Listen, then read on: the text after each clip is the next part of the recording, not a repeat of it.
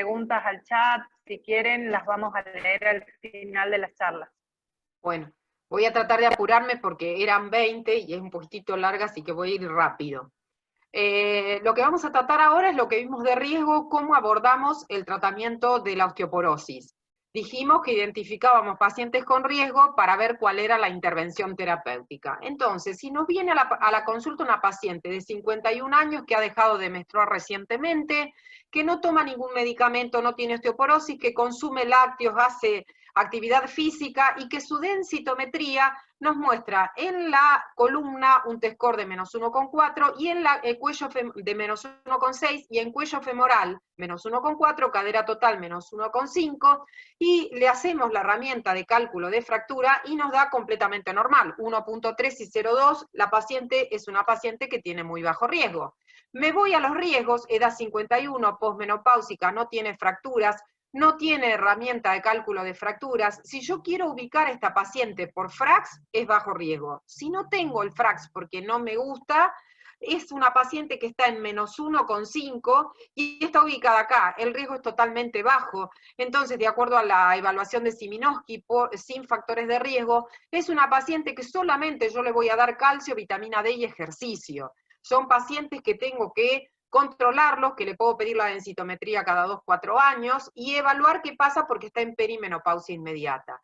Ahora, mi misma paciente, con los mismos datos, que me viene con una densitometría en columna lumbar con un T-score de menos 2,5, que es osteoporosis, y en cuello femoral menos 1,4 y en cadera total menos 1,5. Recuerden que yo hago diagnóstico por un solo valor, no digo en un lugar tiene una cosa o en otro otra. Esta paciente tiene osteoporosis en columna lumbar.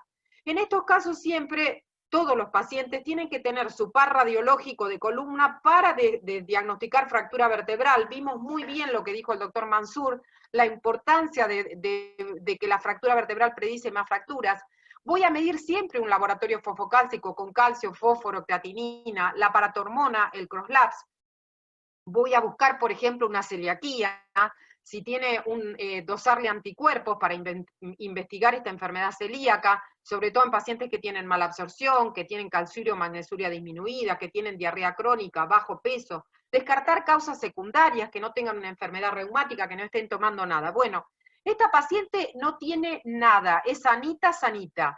Entonces, es una paciente de 51 años, que es posmenopáusica, que no tiene factores de riesgo. Le apliqué el FRAX, y el FRAX también me dio un FRAX bajo. Lo único que tengo es un T-score de menos 2,5. Recuerden que hay pacientes que pueden tener un bajo pico de masa ósea, y es lo que traen de caudal, y su ciclo de remodelado óseo está normal, con un CrossLabs normal. Si yo miro a esta paciente, la tengo en bajo riesgo todavía, y es una paciente que puedo considerar, algunos médicos con un T-score de menos 2,5 deciden dar un bifosfonato. Sin embargo, en estos pacientes, además de dar calcio, vitamina D, si es que lo requieren, y actividad física, yo también tengo que considerar otras terapias. Recordar cuando analizo el laboratorio que con un calcio alto y una PTH alta puede tener un hiperparatiroidismo, con un calcio normal alto y una PTH alta puedo tener un hiperparanormocalcémico o un primario. Con un calcio normal y baja PTH, un hiperparatiroidismo secundario, una calciuria muy alta sin calcemia elevada, tiene una hipercalciuria idiopática. Todo esto lo tengo que tratar. Pero si mi paciente no tiene nada, es una paciente de bajo riesgo, es joven, no es lo mismo una paciente con un T-score de menos 2,5, de 80 años, de 70, que una paciente de 50. Y si yo miro esta paciente, estaría dentro de un moderado riesgo. Pero fíjense que si tiene 70, yo con menos 2,2 ya digo que la paciente tiene un moderado riesgo, y con un menos 2,2 digo que tiene un alto riesgo. Y en este caso, para hablar de alto riesgo, tendría que tener un T-score de menos 3,9. Por lo tanto, en esta paciente yo tengo que recordar que si no tiene factores de riesgo, una opción en estos primeros años de menopausia es pensar en una terapia de reemplazo hormonal o raloxifeno. Estoy con una paciente de 51 años, no de 65. Es una paciente que lo único que tiene es un T-score de menos 2,5, pero no en el contexto de una edad de mayor de 65 años. Recordar, adaptarnos a la edad del paciente. Los tratamientos que yo tengo son dirigidos hacia el osteoclasto, que son los antirresortivos, que reducen el recambio, reducen la porosidad, aumentan la densidad y reducen el riesgo de fractura. Si tengo una terapia anabólica, va dirigida al osteoblasto. En la actualidad solo tengo el teriparatide, aumenta la formación, aumenta el volumen, aumenta la densidad, mejora la microarquitectura, aumenta el espesor cortical y la geometría, y reduce el riesgo de fractura. Ustedes saben que todas las drogas que tratamos, los bifosfonatos orales, el intravenoso, denosumab y PTH, aumentan la densidad mineral ósea. Todas disminuyen el riesgo de fractura vertebral. Y algunas actúan en fractura de cadera, como alendronato, risedronato, soledrónico, denosumab, acá tenemos el ranelato de estroncio, que sabemos que salió de la venta, y cómo actúan en las fracturas no vertebrales. Pero una de las cosas que tengo que recordar, cuando yo indico un bifosfonato, es que los bifosfonatos van a llegar a un plató, y este plató va a ser a los 3 años aproximadamente. Es decir, que si yo analizo una densitometría en aquel paciente que le doy bifosfonatos, cuando estoy en 5 años, no busquen un gran aumento de densidad, porque no lo van a encontrar, porque van a ganar un 1 o un 2% en los primeros 3 años, y luego esto se va a aplanar. A diferencia de cuando utilizo una droga como el anti-RAN ligando, que los pacientes que inician tratamiento siguen ganando masa ósea hasta los 10 años de tratamiento en un 21%, tanto en columna como en cadera total, y que los pacientes que recibieron placebo los 3 primeros años, cuando les doy el denosumab, empiezan a ganar masa ósea. 21% en los que iniciaron en columna, 9% los que iniciaron en cadera total. Este escenario clínico es una paciente de 60 años, menopausia a los 46, que me viene a la consulta con un dolor en la cadera. Fíjense que tiene una artrosis de cadera fundamental, sin otros antecedentes, no tomaba ninguna otra medicación, y cuando viene a la consulta me trae una densitometría de 3 años anteriores, donde tenía un T-score de menos 3,8. Quien había visto la paciente no había considerado y le había dicho que estaba normal. Esta es una paciente que es posmenopáusica, que tiene una fractura, que no tenía fracturas, y que no había sido considerado, y se la tomó como de bajo riesgo, y tenía un T-score de menos 3,8 en columna, y en cadera de menos 2,6. Sin embargo, cuando se hacía la herramienta de cálculo de fractura, me daba menos 2,2 en fractura osteoporótica mayor, y menos 0,7 en cadera. Yo sé que tengo que tratar a esta paciente, que es una paciente de menos 2,5 en columna, cuello femoral o cadera total, no tiene fracturas, y en el caso del FRAX me daba negativo. No le evalúo la fractura por radiografía, fíjense, recuerden que no es lo mismo si el paciente no tiene fractura, y si tengo una fractura, aunque tenga osteopenia, debo tratarla, y voy a considerar el método semicuantitativo de Shenant para valorar fracturas, más del 25% fractura leve, anterior, media o posterior, de 25 a 40 de disminución de altura del cuerpo vertebral, fractura media, anterior, media o posterior, y fractura severa con una disminución de altura mayor del 40%. Recordando que las fracturas vertebrales por osteoporosis habitualmente son anteriores o medias, salvo en espondilitis anquilosante, que podemos detectar fracturas en los pedículos o fractura en la parte posterior. Cuando encontramos fracturas en la parte posterior, debemos descartar patologías neoplásicas. Entonces, mi paciente es una paciente de alto riesgo porque tenía un T-score a los 60 años de menos 3,8, pero si yo solo no tenía acceso a la densitometría y le hacía el FRAX sin densitometría, me encontraba con una paciente de bajo riesgo. Por eso es que para mí la densitometría es fundamental. Cuando yo tengo una paciente de alto riesgo como esta, que tiene un T-score menor a menos 3, es de muy alto riesgo, el riesgo de fractura inminente no es tan alto a largo plazo, pero necesito sacarla de este lugar de disconfort, mejorar este Z-score, y lo ideal sería dar un agente anabólico y o en algún caso considerar el denosumab. Es una paciente de muy alto riesgo porque tiene un T-score menor a menos 3 dentro de las consideraciones que tenemos para considerar muy alto riesgo. Tratamiento anabólico, se viene para un futuro los inhibidores del esclerontín, como es el romosozumab, que es una droga que al año aumenta mucho la densidad, lo mismo que el teriparatide, pero recuerden que luego de una terapia anabólica debo continuar para seguir sosteniendo esta ganancia con una terapia antirresortiva. O la alternativa sería dar un denosumab o un bifosfonato endovenoso, como el soledrónico, y si no tuviera otra opción, utilizaría el alendronato. En este paciente, un escenario 4, paciente que también tiene un T-score de menos 3,4 y a su vez tiene una fractura vertebral. Fíjense, la valoración de la densitometría fundamental, en este caso realmente está osteoporótica, pero si yo analizo vértebra por vértebra, fíjense cómo la L3, que parece más oscura, que está más condensada, tiene un valor de osteopenia. Es importante tener en cuenta que la densitometría, cuando los pacientes tienen una fractura vertebral, se condensa y va a aumentar el valor de densidad mineral ósea hacia un valor más positivo. Esto también ténganlo en cuenta. Pero ¿qué nos ayuda en esto? Que si yo le hago el trabecular bone score, en todas las vértebras me va a dar un trabecular bone score alterado. Y si le mido la probabilidad de fractura en esta paciente de 70 y pico de años, el factor de fractura de cadera está en 5,4, con lo cual tiene un alto riesgo de fractura. Es un paciente que a lo largo del tiempo fue manteniendo su trabecular bone score y que en este caso mejoró porque es un paciente con una causa secundaria de osteoporosis, es un paciente con una enfermedad de Gaucher y que con la terapia de reemplazo enzimática, por eso es importante detectar causa secundaria y tratarla para ver qué es que pasa con el paciente. Este paciente tiene fracturas múltiples, bajo T-score menor de menos 3 y fractura osteoporótica de cadera mayor de 4,5. Por lo tanto, alto riesgo. Por lo tanto, debo darle un anabólico y si no tengo la probabilidad, el denosumab.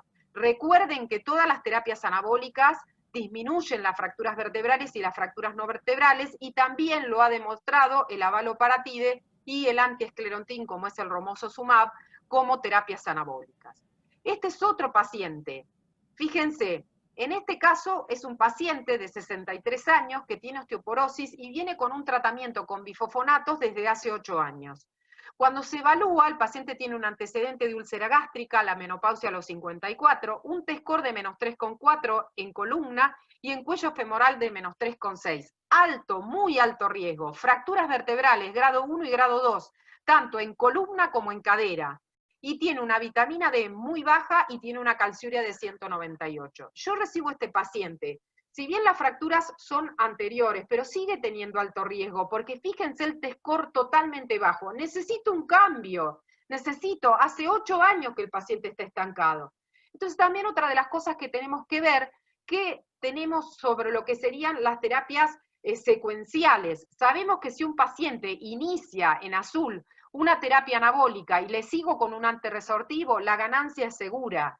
Sabemos que si inician combinados tanto en cuello femoral como en cadera total, la ganancia es importante, pero aquel paciente que inició con una terapia antirresortiva, cuando le doy la anabólica, voy a tener un descenso los primeros 9 meses hasta que repunte esa terapia anabólica. Por eso lo inicial, lo ideal en un paciente con bajo riesgo, con alto riesgo, es iniciar con una terapia anabólica y luego el antirresortivo. Pero podemos tener como nos pasó en este paciente.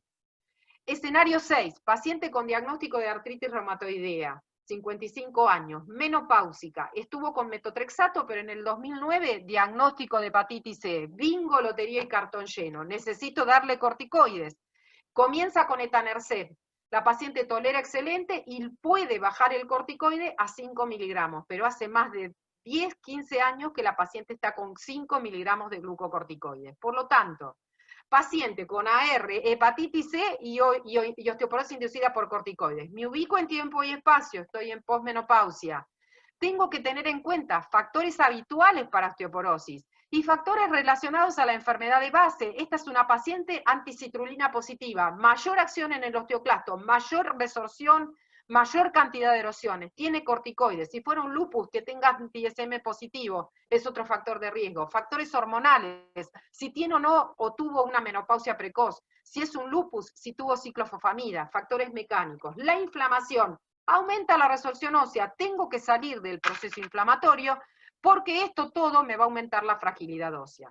¿Qué pasa con mi pacientita? Tiene un T-score de menos 2,3 en columna, y tiene también una osteopenia en cadera. Si le hago el trabecular bone score, mi paciente tiene un trabecular bone score alterado, con lo cual tiene una alteración de la calidad ósea. Lógica, porque está con glucocorticoides mucho tiempo de evolución. Y cuando le corrijo la herramienta de cálculo de fractura, mi paciente tiene un alto riesgo de fractura de cadera. Si yo hubiese solamente medido la densidad mineral ósea, les digo que la paciente tiene osteopenia y está en mediano riesgo. Sin embargo, le pude medir el trabecular bone score y me da que mi paciente es de alto riesgo. Por lo tanto, es una paciente que tiene un T-score con osteopenia, que tiene una fractura de cadera mayor del 3%, y es una paciente que se va a ver beneficiada del uso de denosumab o de un bifosfonato de alto impacto como puede ser el zoledrónico o el alendronato. Ahora, ¿qué pasa? Estamos en pandemia, démosle vitamina D, démosle calcio, pero la paciente no quiere ir a ningún lugar a aplicarse el denosumab. Recuerden el mecanismo de acción. Si yo doy un bifosfonato, el bifosfonato queda depositado en la hidroxiapatita y el osteoclasto lo viene a buscar, lo capta, se lo incorpora y deja de tener las cilias y muere por apoptosis, pero el bifosfonato queda. Y por eso es que yo si lo suspendo o un mes no lo doy en esta época de pandemia no tengo problema. Pero ¿qué pasa con el denosumab? Es un anticuerpo anti-RAN ligando, se une al RAN y el ligando y lo que hace es que no se active el osteoclasto. Si yo dejo de darlo, se empiezan a activar rápidamente y tengo un aumento de la resorción. Si yo doy un bifosfonato, el efecto en la densidad y el remodelado es lento, se puede parar temporariamente, pero si no es un bifosfonato, la densidad declina rápidamente después de parar el tratamiento. Y en el caso del denosumab hay un rebón y el paciente se han descrito la probabilidad de fracturas. Sabemos que la droga es rápidamente metabolizada por el sistema retículo endotelial, la densidad disminuye al basal de los 12 meses, los marcadores aumentan a los 9 meses, ya incrementan las fracturas vertebrales.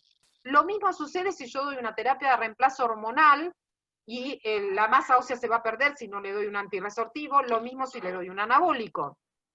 Recuerden que a los 6 meses por farmacocinética, el denosumab debo volver a aplicarlo para tener el efecto. Si no puedo hacer esto, tendré que indicar, porque el paciente no puede recibirlo, un bifosfonato, idealmente el zoledronato o el alendronato, que son las drogas que se han visto que tienen efecto en estos en estos casos. Recordar entonces el rebón por el mecanismo de acción. ¿Hasta cuándo continúo el tratamiento? En general, usar un bifosfonato por periodos no superiores a 3 a 5 años y reevalúo riesgo de fractura. Si es bajo riesgo, tener en cuenta que después de la suspensión el efecto persiste. En pacientes con bajo riesgo, vacaciones. En pacientes con alto riesgo, continúo a 10 años. Entonces, evaluar pacientes con densitometría, radiografía y laboratorio, no olvidarse de buscar fracturas vertebrales, encontrarlas cambia el diagnóstico y el encare de tratamiento, evaluar los factores de riesgo, decidir tratamiento adecuado para disminuir el riesgo de fracturas. Ahora, yo sé que los corticoides actúan. Carolina, ¿qué hacemos cuando los pacientes tienen corticoides? Muchas gracias. Muchas gracias, Marita, querida, muy clara y práctica.